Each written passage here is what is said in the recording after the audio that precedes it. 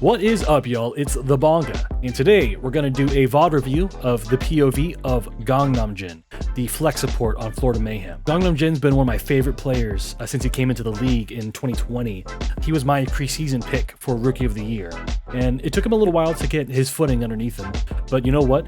This season, he's had a year of experience, and this season he's come in super hot, and he's a big reason why the Florida Mayhem have been popping off and are now in the May Melee. The Florida Mayhem upset the Washington Justice in the May Melee qualifiers. I don't think anybody expected the Florida Mayhem to be able to beat Washington, and I was so impressed, and a lot of the entire team was popping off, but Gangnamjin played so well. And today we're going to go over his POV of Oasis, their first round that they won.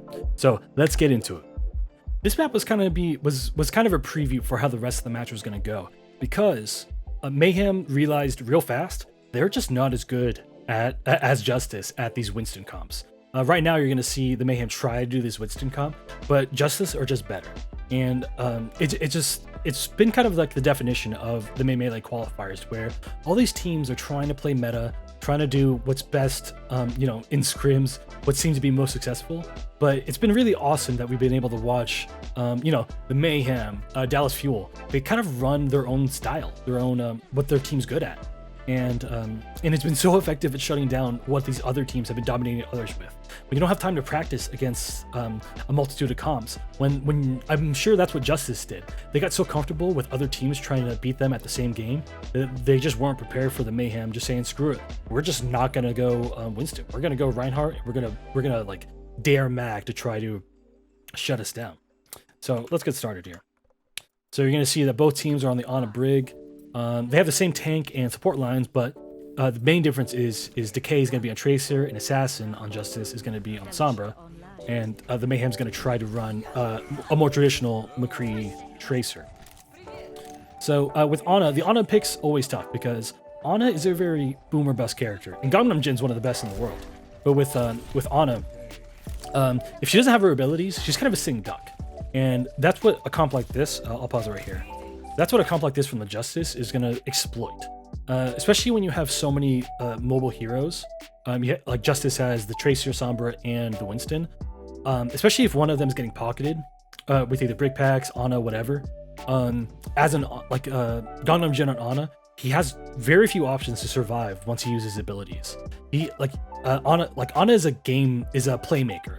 Ana is meant to create these big opportunities to get these really secure plays. You hit an anti-nade, you want to kill that target, and you're enabled to because they can't get healed.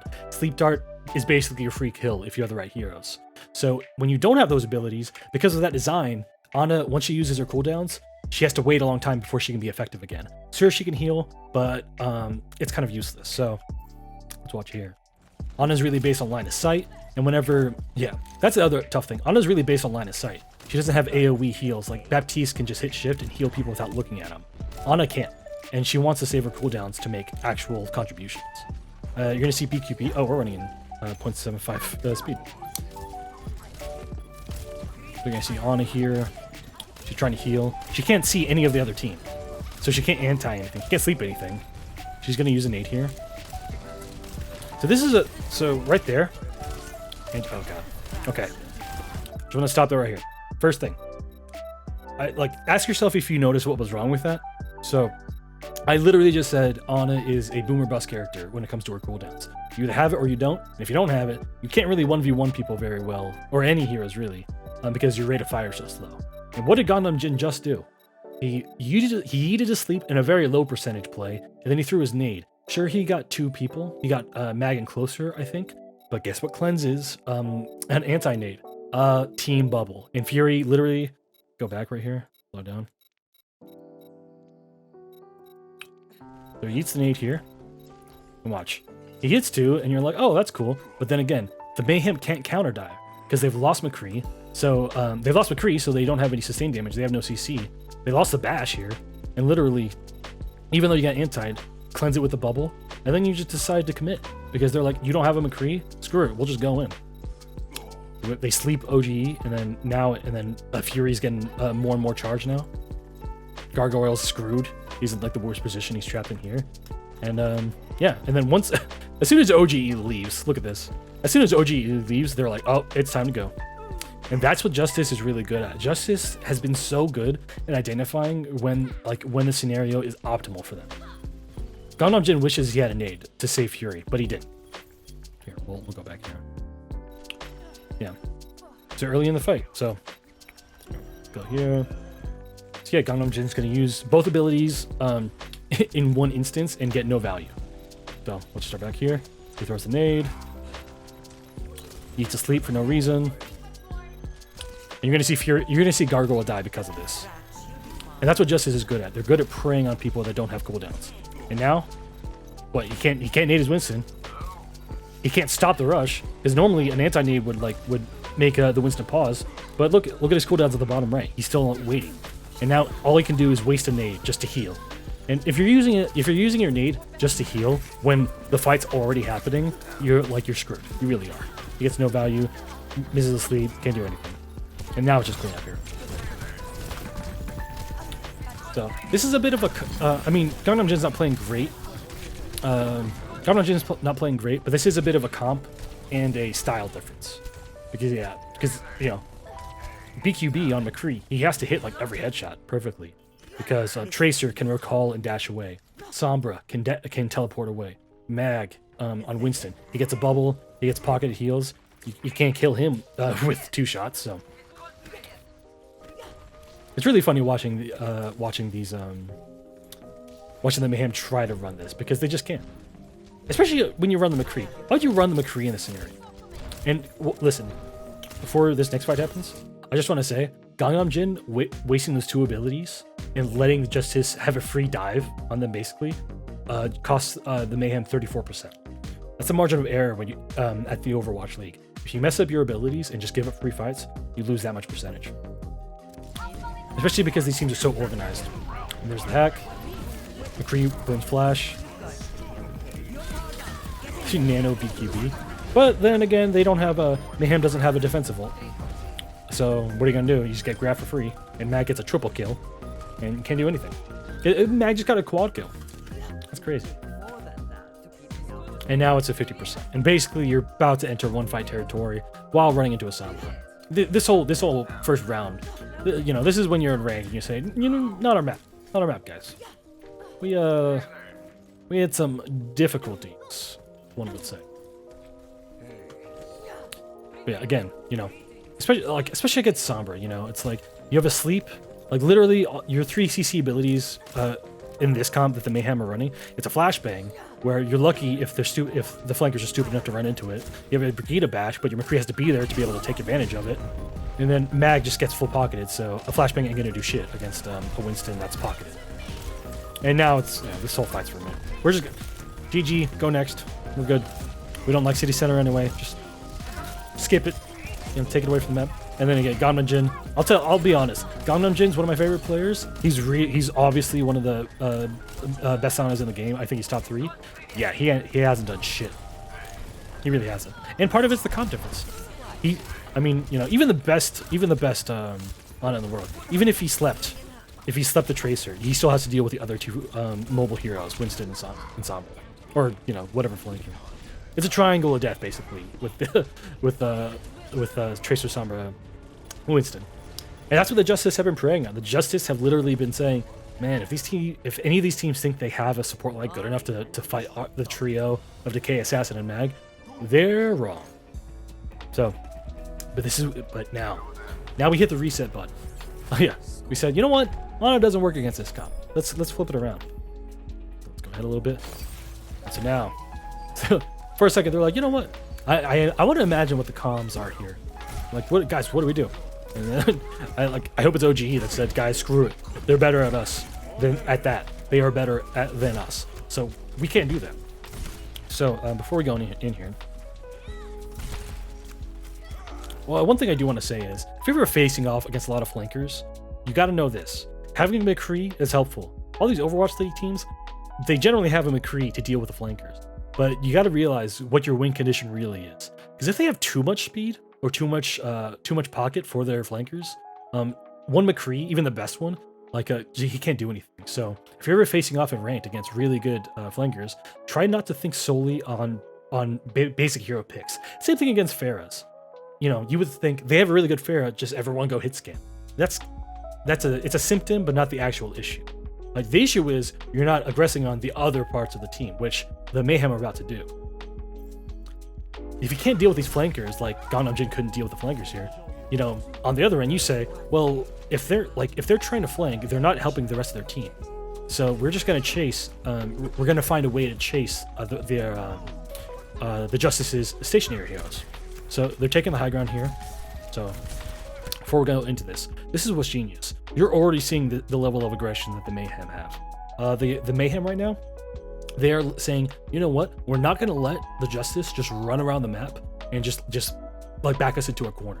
Like, you can see OG and Gargoyle, they're already just running straight at the Justice. I don't know if the Justice have faced off against a team willing to just, you know, go balls to the wall and just run at them with this comp. If you play Rush passively, like the New York Excel did against Chengdu, if you play passively, you're gonna lose. You have to be willing to, you know, maybe lose a pick, maybe give up some point percentage, maybe, like, you're not gonna have map control. Against fast heroes, you're not gonna have map control if you're not doing the same thing. But what you do have is just unbelievable sustainability. And that's what the Justice are praying against. If you're aggressive and sustainable, you, like, Bebe and Closer are gonna have a really hard time. It's kind of like, you know, instead of sending one flanker, what if we send 6 heroes at the backline of the Justice? And you're gonna see it here. So you have Immortality, you have the Shift, you have Mei who can sustain herself. Slime can boot people away if someone tries to aggress. Let's watch it. So right now, so Fury's like, oh shit, they're all coming in. They got the Mei walled. I mean, that was like in 4 seconds. In 4 seconds, I bet the Justice were talking. The Justice were like, hey, wait, why don't the Justice are straight up just thinking, all right, hey, we're gonna take this map control. We're gonna, oh shit, they're already here. You know, it's actually really fun to watch. All right, so this is good positioning from Gangnamjin.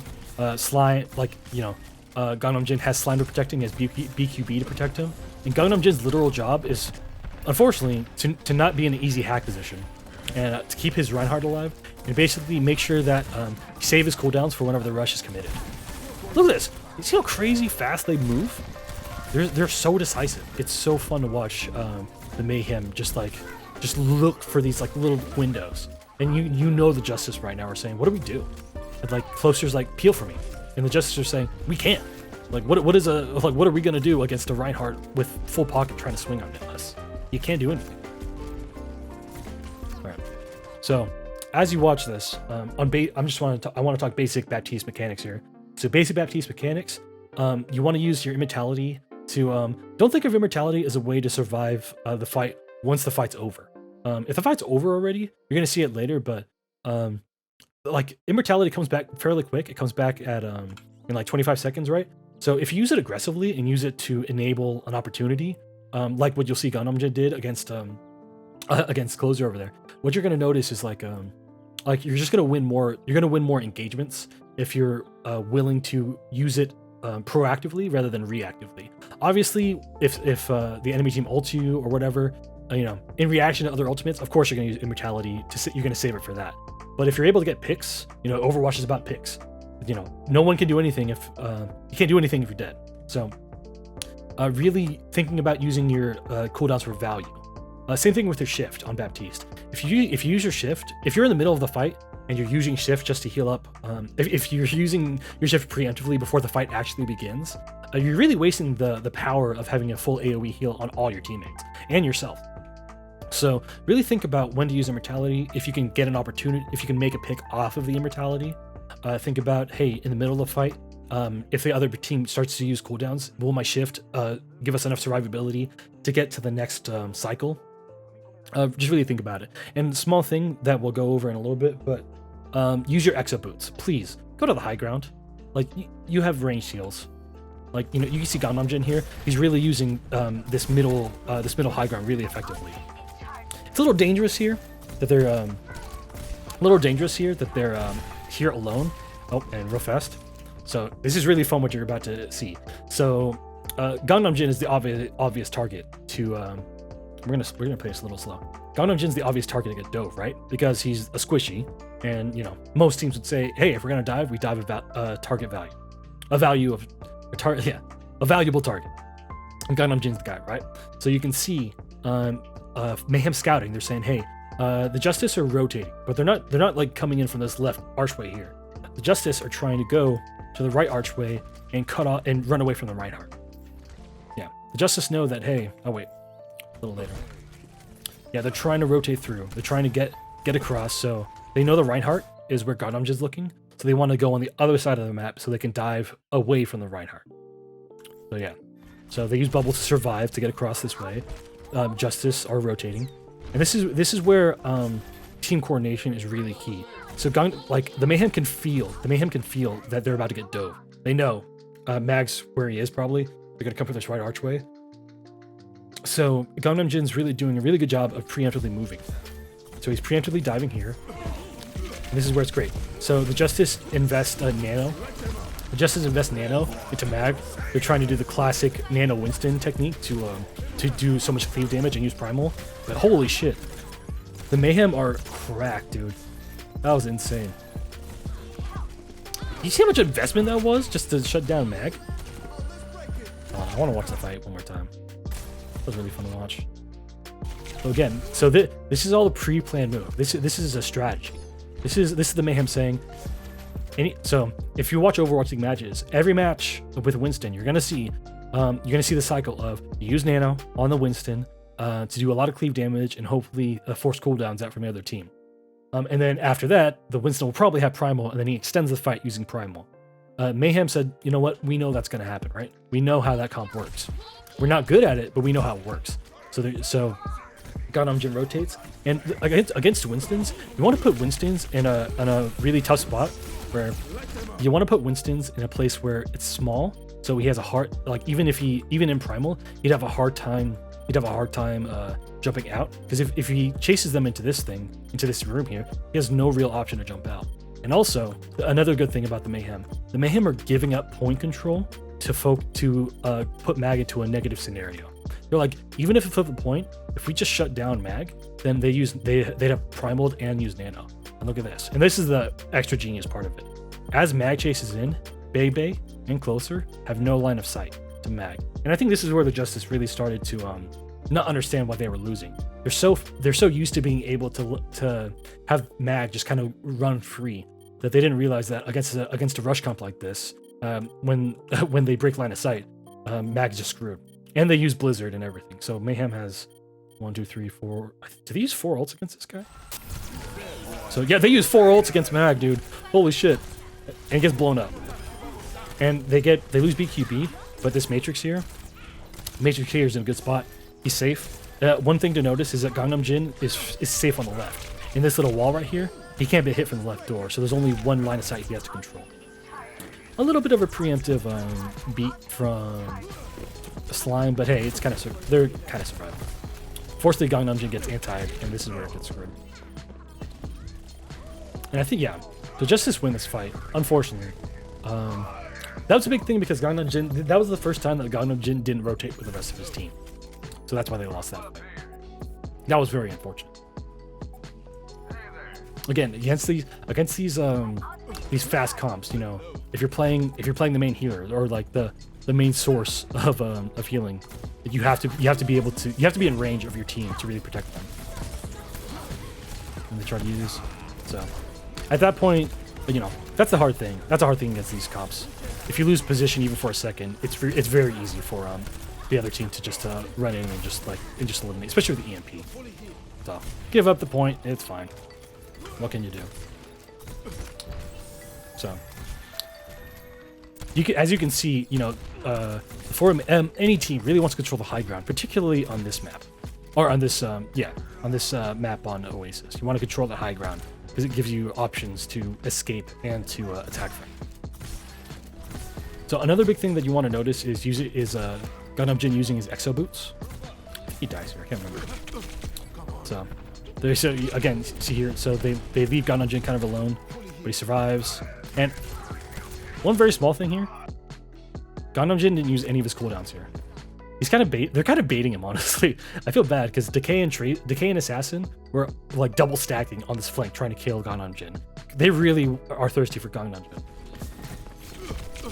But he doesn't use it. Well, he got tagged, so that's one thing. But even after that, God, that's a lot of trust in your team. Just hold on.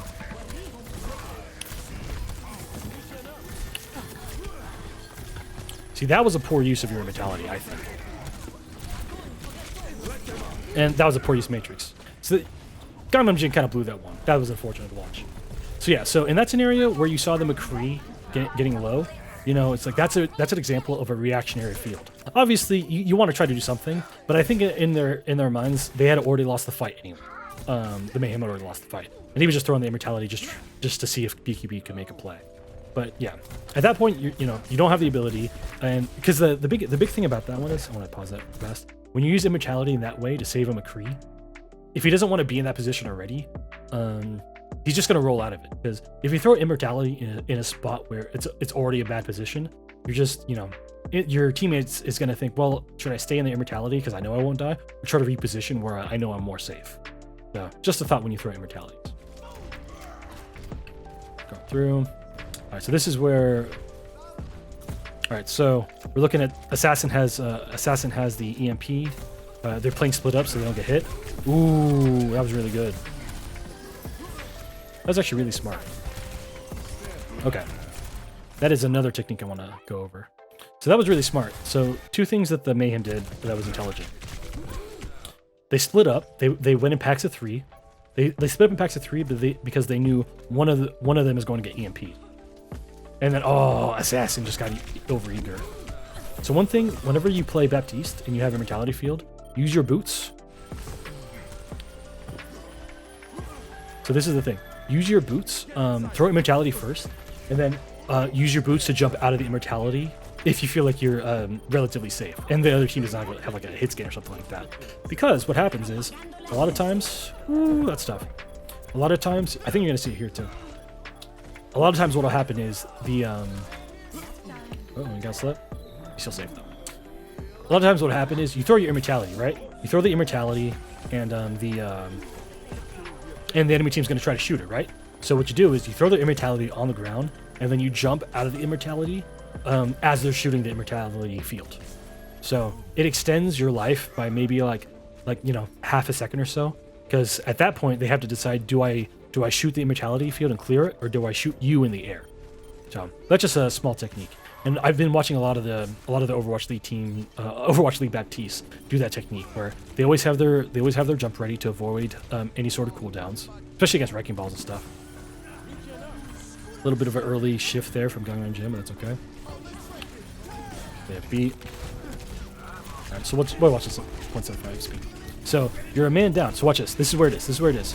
He switches, and then he jumps out to dodge the damage. It seems small.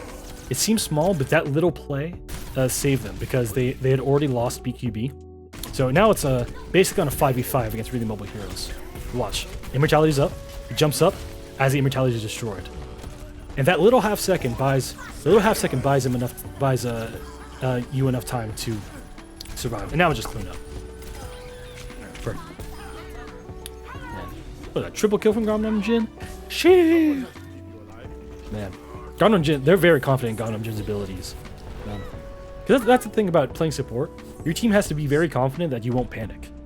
Being able to stay calm as a support and not just freak out and know your role and know your priorities is a very underrated skill. Statistically speaking, I usually get most of my team back alive. Yeah, this Baptiste play. Man, you can see Justice just freak out. Oh, and this is great too. Justice is really see, this is funny that Justice they've realized that they Mayhem have their number. I think even though they almost won that round, I think the Justice are like, there's something wrong. Okay, this is dumb. They missed the TP. Gangnamjin and BQB missed the TP. They wait, well, at least Gangnamjin missed the TP. But look at this. This is how bad Justice is at Rush. This is how bad. They were barely at line of sight and Assassin already died.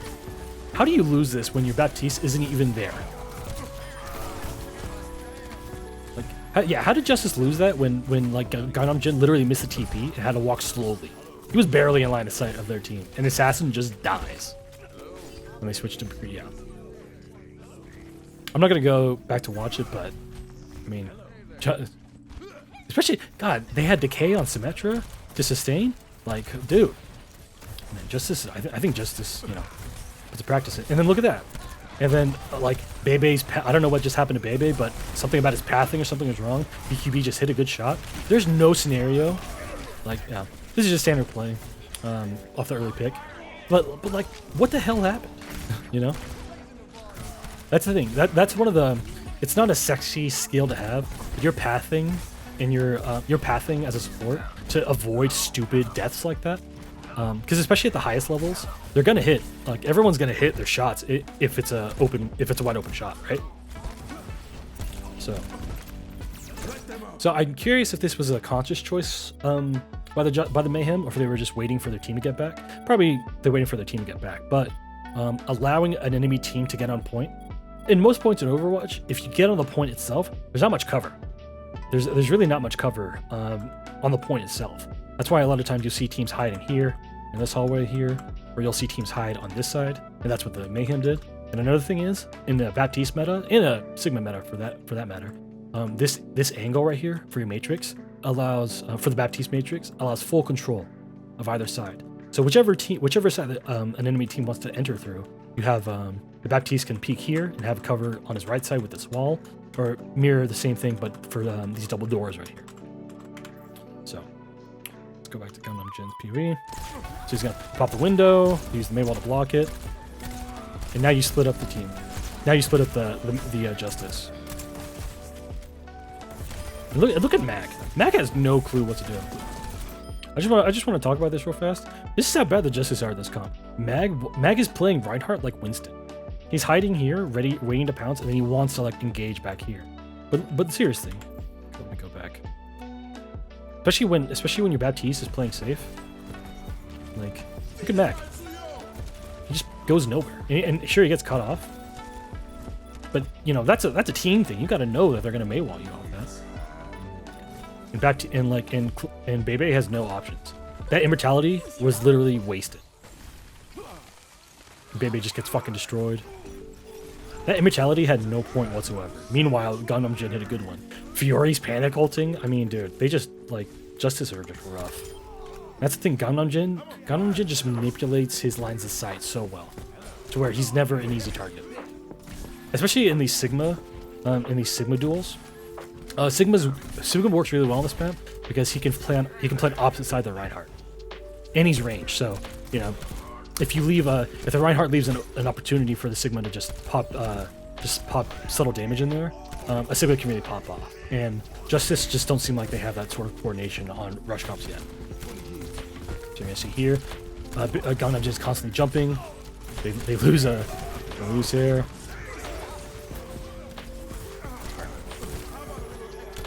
Gangnamjin. So Gangnamjin's ability discipline is so interesting here. Okay. I want to talk about that real fast.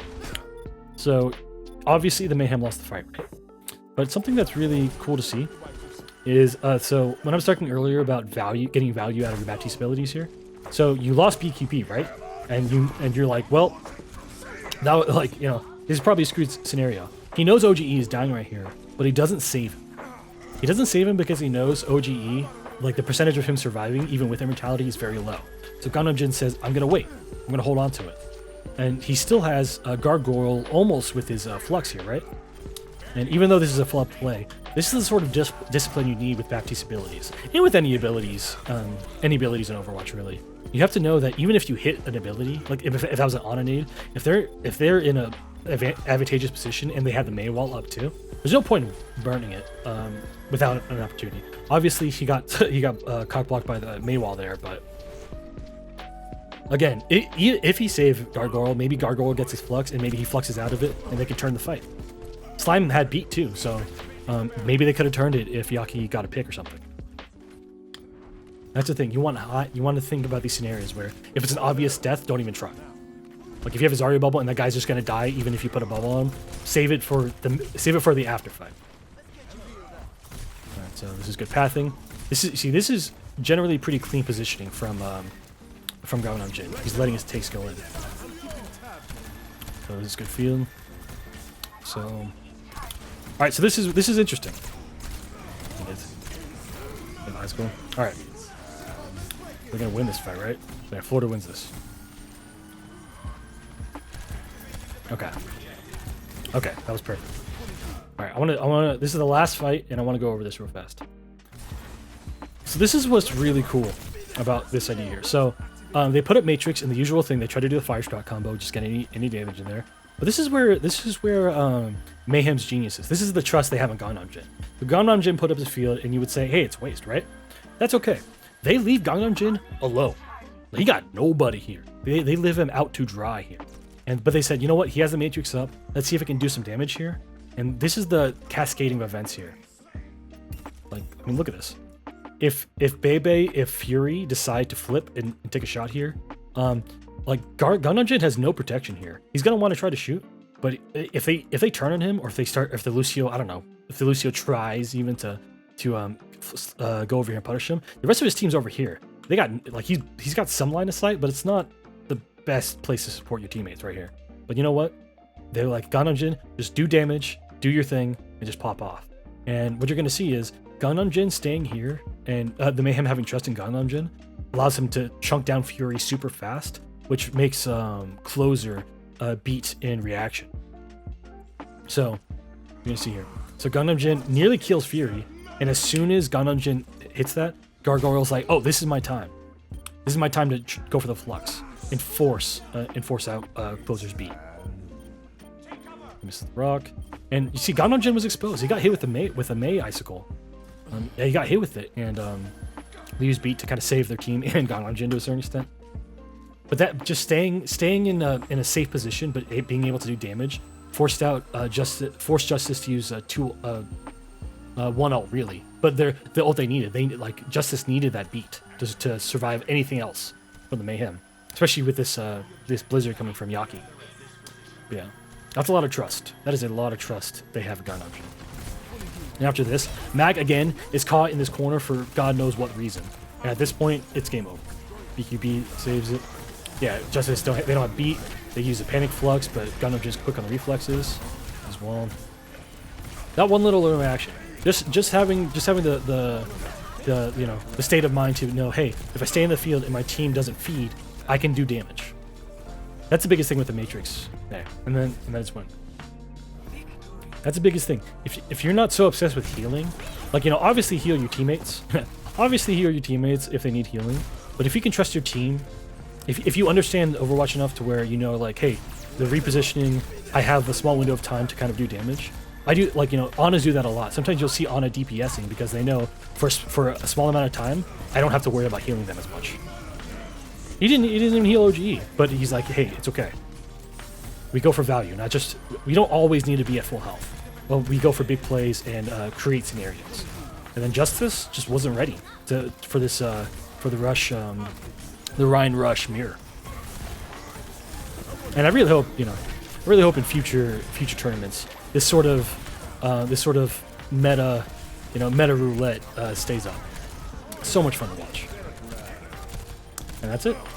Florida Mayhem, dude. Alright guys, that's it for this video. Thanks for watching this POV review of Gangnamjin. Damn, that guy is good. And I can't wait to see where the Mayhem go from this. Hopefully in the future we can watch an Ana, a game on Ana, where he actually pops off, because he's also really good Ana. Thanks for watching, guys. Make sure you like and subscribe to the channel. And put in a comment if there's a certain player or if there's a certain game you want me to watch through. I love doing these. There's so much you learn when you really delve into each team and each player. So hit me up with any requests. And that's going to be it for me, guys. I will catch you guys on the next one. Peace.